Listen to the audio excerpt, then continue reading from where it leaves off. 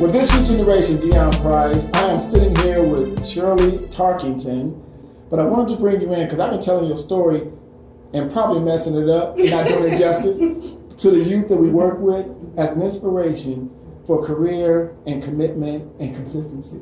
That this young lady, and I'm gonna say young lady, under 50 is young to me. I'm part of the 50 Club, right? But looking forward to retiring possibly before 50, had a long, successful career with the federal government. And I tell that story because it's so inspiring for you starting at a young age, got your educational credentials, and navigated through that. So just tell us from the starting point where you began this journey. Okay, first of all, thanks for having me. Mm-hmm. Next month, I will have been with GSA for 28 years. Wow. And in 2 years, I will have the years, but not the age. Uh-huh. So I'm looking at about another 12 years before I can actually retire without being penalized. If you want to be greedy. Yeah. Now. If I don't want to be penalized. Right. Yeah. But I was part of a high school program that was called Steps to College, which worked with San Francisco State University to ensure that children from the disadvantaged communities were able to go to college, have what they needed to go to college. And being a part of the Steps to College program, I got into the summer program, which the federal government gave a certain amount of jobs to children from disadvantaged communities, and fortunately I was able to get one. So I spent the summer working with General Services Administration, and I will cut it short by calling it GSA because that's what we call it. Thank you for that. And we'll break it down. Okay, good. Yeah, and so we started out at 525 Market Street down in the Financial District, and I thought I was popping, working down there, like, oh, look at me, look at me. And so after the summer was over, of course, I started San Francisco State as a freshman, and I worked at Mervyn's and Bank of America. I wasn't happy at either one of those jobs, and one day I was on my way to work to Mervyn's in Ceremony, and I decided I'm not gonna do this. So you just didn't show up that day? I copped the 54 to Davis City Bar Station, got on the 20C, went to Ceremony, walked in and said, I can't do this anymore. Went to talk to my supervisor, told her I just can't. And she was like, well, you're here, you don't want to work the shift. I was like, I can't. Left, got back on the 20C at Davis City Bar Station, waiting for the 54 to go back home to Bayview. And I got the call from a lady named Dorothy Sweet, and she said, they loved you, and they want to know if you want to come back part-time to be part of our intern program. It was called Career Intern Development for Students. And I was like, thank you, Jesus. Yes. And this is all before you started at San Francisco State. September. I started in, school started, I think, late August or something like that. And it was late October when I started. So it was like a month into my freshman year at San Francisco State. Outstanding. And right then, that was the start of it. Yes. And again, I was also a San Francisco State alumni. And that was in San Francisco State, a little history, was actually a pretty good party school. Yes, now, some of us partied a little too much. And messed up our freshman year. Right. So with that San Francisco State, how did you progress so quickly as an employee? Because some of the obstacles with this generation is they show up, but 65% of young people will lose their jobs within 3 months of employment. This is a recent statistics. They don't even pass the probationary period, right? So you found something. How did you not only pass that obstacle that most people don't, but how did you convict yourself? Where did that come from, and how did you progress so quickly when you started in an internship? Well, one, my grandmother kept us in church, like we lived in church. That's all we did was went to church. So when I got to San Francisco State, I felt free, and I got a little bit wild. And as you know, we partied like it was 1999. Signal party, huh? Yes. I messed up my freshman year, got on academic probation, which messed me up at work for promotion purposes. But I had what we call a black mama at work who was like, you're not going to mess this up. Good. It's too many of us not succeeding while they are.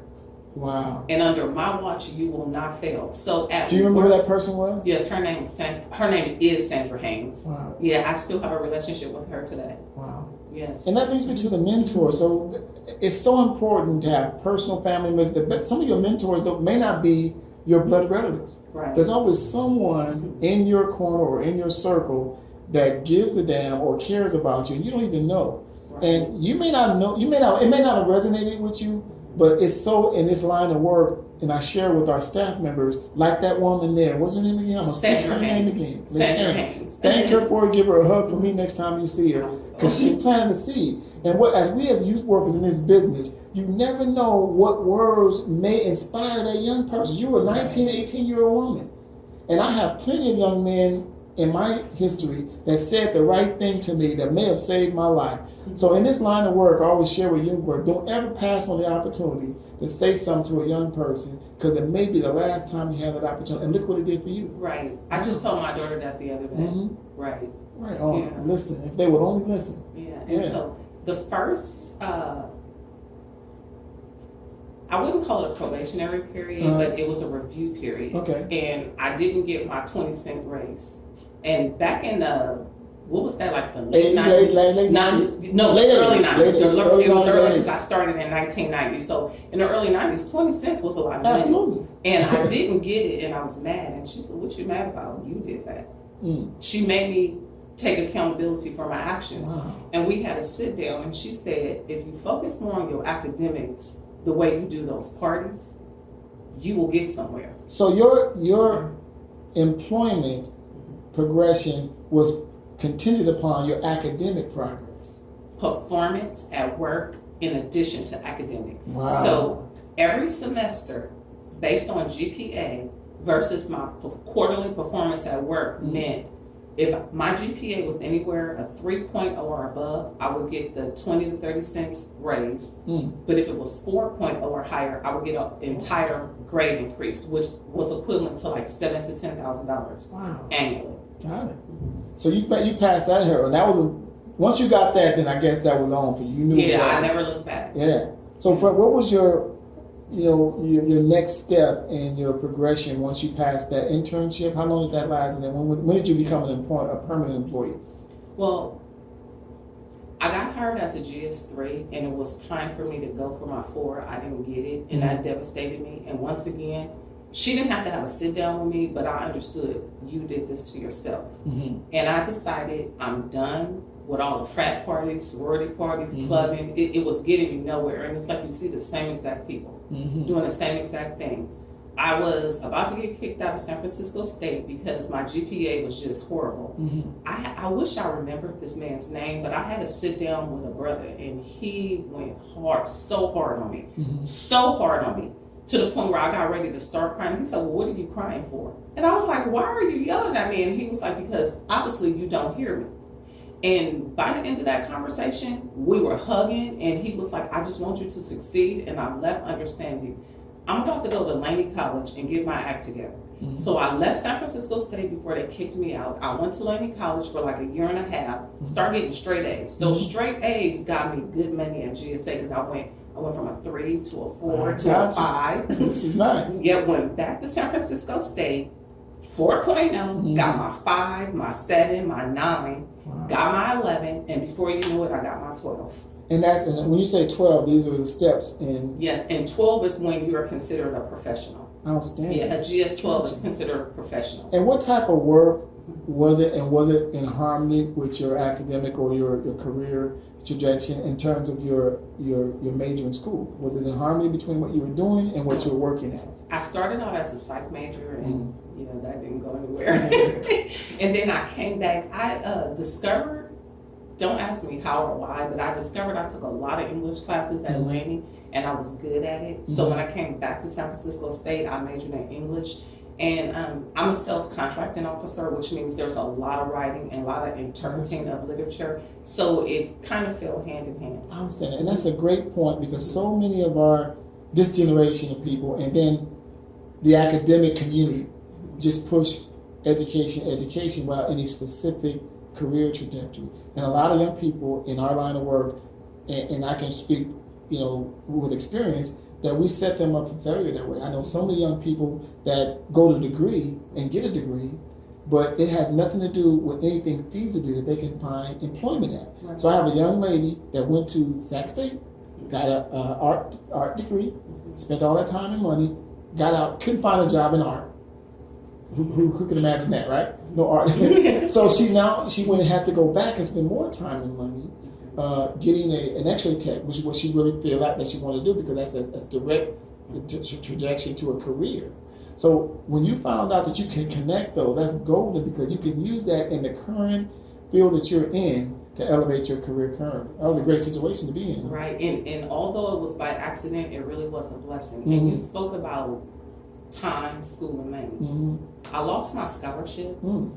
So I wasn't going to tell my family, I don't have money to go to school. So also making sure that I performed well at work to get those raises to pay for my education came in handy. So when I got, going to Laney, it was very affordable, but going back to San Francisco State. It was just starting to spike up. Yes. And by accident, I graduated debt-free. Right. So when I walked across the stage, Willie Brown and Nancy Pelosi were the guest people at our graduation, and I'll never forget Willie Brown said, "To my understanding, there's nothing inside of this binder because they want to make sure you don't owe them any money." They'll be blaming. We'll get your actual degree when you give us our money, right? And I just remember thinking, I'm so glad I don't owe these people no money because I don't have it to give. Right? At some point before you got in good with the government agency that you're working with, said, okay, this is my career. Was there something else that you were pursuing to do before you decided this is it? When we're little, there's like 6 career choices that we have. Doctor, lawyer, nurse, fireman, policeman, that stuff, and teacher. Right. And I was like, I'm going to be a lawyer, I'm going to be an attorney, I'm going to be a lawyer. But somewhere along the lines, when I remember it was Solid Gold Dancers, I used to just watch that, imitate their dancing, the Soul Train line, imitate their dancing. And when In Living Color came out with the Fly Girls, I swore I was going to be a Fly Girl. I had a plan. I know, I got the picture. Remember, we got pictures of y'all. Y'all thought y'all was Fly Girls. Yes. You know my Fly. Yes, we did. That pose. I remember that pose. I'm telling you. And for me, the partying was never about the drinking or the boys. It was about the dancing for me. And so I had this plan like, I'm going to go to San Diego State because I justified leaving home to go to San Diego State. I could catch the bus 2 hours away on the weekends to go, film or whatever for In Living Color. So I swore that's what I was going to do. Wow. My grandmother's like, you are not going anywhere. You end up in Tijuana on somebody's pole. That ain't happening. Not happening here. So she's like, you're going to carry yourself over to San Francisco State and you could be close to home, blah, blah, blah, blah. So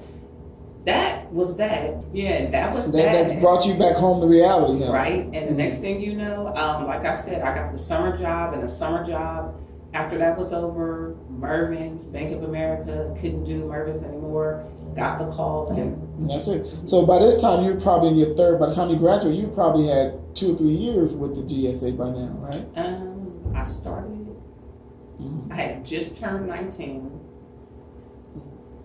And that was 90. I graduated in 90. I was finished in December, but I couldn't walk until May, which was 95. So what was that? Yeah, about 3 or 4 years. Okay, I was there 4 or 5 years. Yeah. So when did you decide, okay, this is it. This is my career. I'm going to navigate within this system. When did you decide that the government was going to be your career director? When did that light switch say, this is it? When I got my promotion, I think I was promoted to a GS11. And I was making like $80-something thousand. Under 30. Right. And I was like, this is cool. I get to travel for free, training for free, flexibility. Why would I leave? And you see people stressed out every day trying to make $1. I was like, no, why would I leave? This is it. Right. Great. Excellent. And stable income. And that's great to know that there are so many career directions, right, that people don't know. They have no idea the earning potential and the stability that can bring you with some of these agencies. Some agencies don't close. Government don't close. Post offices don't close. AAA been around. Kaiser. Though government agencies, counties, courts, prisons, hospitals, they don't close. So they just grow. They grow, and it's endless careers. There's people who've been working for Kaiser for 30 years, don't have no major degree, but they've been working for Kaiser. The wealthiest person I ever met, Muni, was Papa Will. When I first moved up here, me and my ex-wife, I said, what does your papa use? Granddaddy Caddy. I was telling the story that, wealthy granddaddy Caddy, dressed well, he just plush, traveling all over world property. And I asked my ex-wife one day, I said, what does your papa do? I thought he was something for like deep dude. thought he was some professor at some university. She said, oh, he's a bus driver. He's a what? A bus driver? Deep. And Nice. when I got comfortable with him, he said, he's been working for Muni for 34 years. And by the time he retired, he was making multiple six figures on salary alone, just driving around. And I asked him one day, I said, Pop, you ever want to do something more meaningful in your life? You know what he said? He's not old school. He said, let me tell you something, young blood. He broke it. Let me tell you something. If somebody gonna pay you $100,000 to drive around a damn circle, you'll be a fool not to take it. Right. And that's exactly why what he did. stress yourself out? Right. And the message in that is, if you can't find a great career, find a great company or organization and make that your career. And you will find an example. And you just kept showing up and said, this is it. Let me just elevate within the system. Right. Excellent. And you left out one thing, those season tickets, nice seats, Oh, season my tickets to the goodness. 49ers. Oh, yeah. And that's when the 49ers were the 49ers. Yes. The legacy was in back Yes. then. There's perks. Yes. Definite perks. So what other credentials besides your degree from San Francisco State, credentials did you need to promote within the agency? Was there anything else that you needed? Other than a bachelor's degree, you have to go through a certification program, and it's 3 levels. And those 3 levels, you can equate them to the first level is to get your, you need a warrant to be able to sell and deal in dollar values for the federal government. And so the first level is $25,000. You can equate that to a bachelor's. The second level is up to $10 million. You can equate that to a master's. The third level, which makes you a senior sales contracting officer where you deal in unlimited dollar values on behalf of the government, is equivalent to a PhD. Wow. Yeah, and so once you complete all 3 of those certifications, you go before a warrant board. Of course, your supervisor, well, our director has to submit the paperwork to say, this is why I think they should get these credentials. You go before a warrant board, and it's like 4 judges and 2 contracting officers. And well, they're retired, but they work as contractors. And you go before them, they ask you a series of technical questions, legal questions. If you do well and you present yourself to be ethical, you pretty much pass. Wow. Yeah. So you're dealing with transactions at this level of $100,000, $1 million Millions. Properties. Millions. And wow. Now, there's no commission on those, but No. no. No. Don't hit that. Can't get a mission on that. Commission, give me 10%. But that's a whole nother level of handling multi-million-dollar contracts on a different level. That's excellent. What type of properties are you selling at this level? And what's that title again? It's sales contracting officer, and we sell personal property, anything that the federal government no longer has a use for, which most of it is like pretty much brand new or unused. And you sell it to private owners? No, to the general public. Wow. Yeah, and the funny thing is, I no longer really deal with small property. I primarily deal with aircrafts now. All right. Yeah, so I sell. People go, "What do you do for a living?" I sell aircraft. What? You a black girl? What? And those high speed planes that those private jets, right? Yes. Those G6s that folks be talking about. Yes. I know, yeah.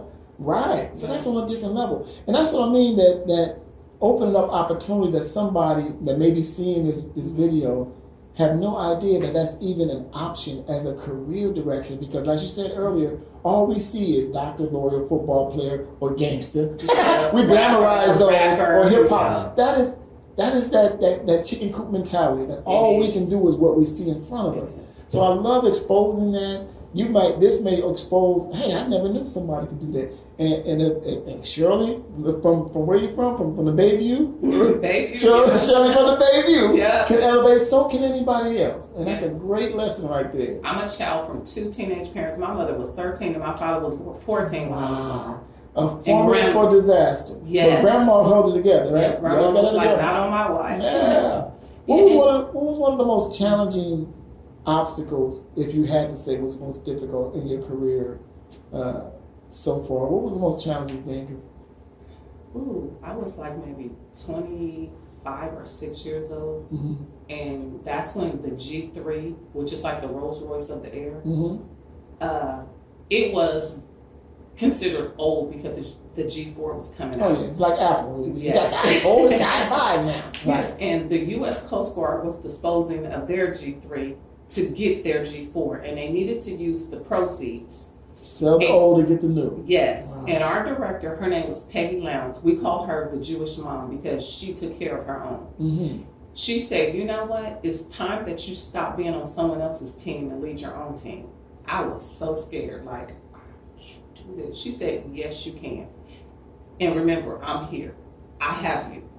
So now you have the heads of the department for the Coast Guard, the heads of the department for GSA, and the heads of the department for the property center in Washington, D.C. Everybody's like, okay, we watching. You need to make this happen. You get high profile people involved. It's a recipe for a disaster. But God was on my side, because I tell you, it was one of the smoothest transactions I ever dealt with. So we sold it. I led the team. We sold it for $3.1 million. And that was like 2002 or 3, I think it was. It was the highest selling aircraft at that point. Wow. Yeah, I held the national record for that. And I'll never forget, my director was like, Shirley, you the woman. So we was all excited about that. And that was a challenge, and you met it and succeeded in it. And I was scared to death. Scared to death. And let's speak to the healthy, having a healthy competitive spirit. To say, listen, I can do this. I got a team behind me. Let's make it happen. And that comes from all of our years and obstacles. It's not too late to have that. You may not have played any physical sports, but just in your story, you had other obstacles. So little did you know, you had it in you anyway. You had it in you. She just recognized it. What would you do, if anything? What would you do differently if you had to redo anything in your career, and it's up to this point? What would you do if you had to change anything? I honestly think that if I did anything differently, I would have left home, because staying in the immediate area, I did grow, but I felt like I lost a lot too. And had I left, it would have been an experience. Traveling, leaving, seeing new things, it's an education within itself. And had I left, I would have saw more, experienced more, been willing to do more, meet different people, because I was surrounded by people, as you said, the chicken coop mentality.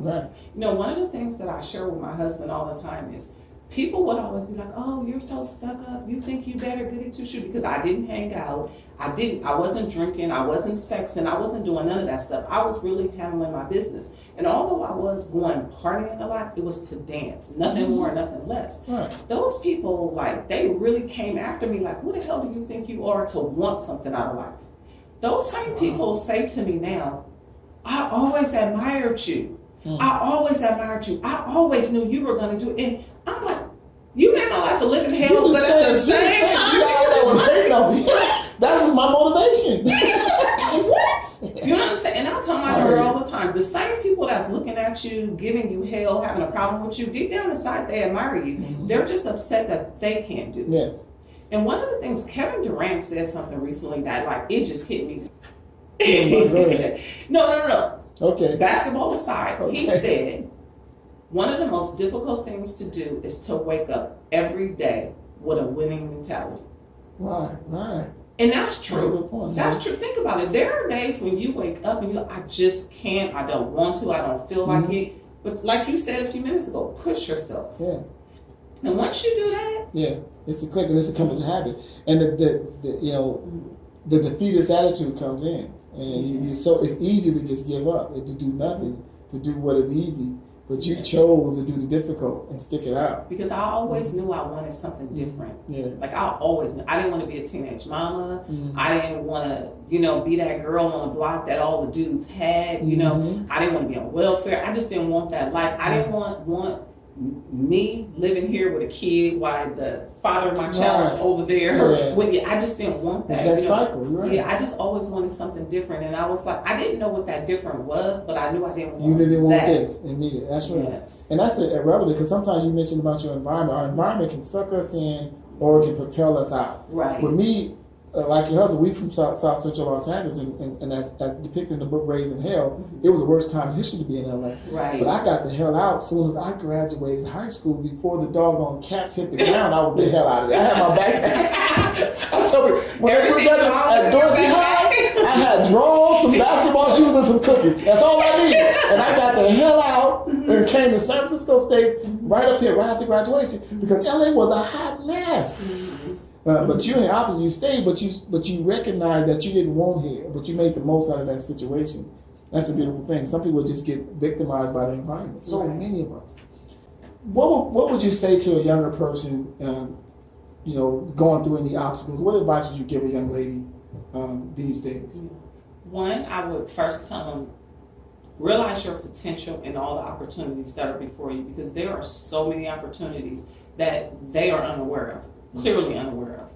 Two, I would say, don't let anyone put you in their box, because anytime a person tells you what you can do or what you should do, they are limiting you to their boundaries, their shortcomings, their lack of thinking or imagination and creativity. And the final thing is the Harvard. I love this Harvard saying. It's like, don't look for a job, create a job. Wow. Because typically the universe has so many opportunities, so many things that are waiting to be created, and you never know, you may just be the young person that's the answer to what the universe is waiting for. Outstanding. That's a beautiful thing. Yeah. Great conversation. Thank you so much for taking the time. I appreciate you, and I'm very proud of what you come and what not only that, what you influence in others to do. So I appreciate the conversation. Thank you for the time. This youth generation, Deon Price, just a humble servant trying to make a difference. Thanks. All right.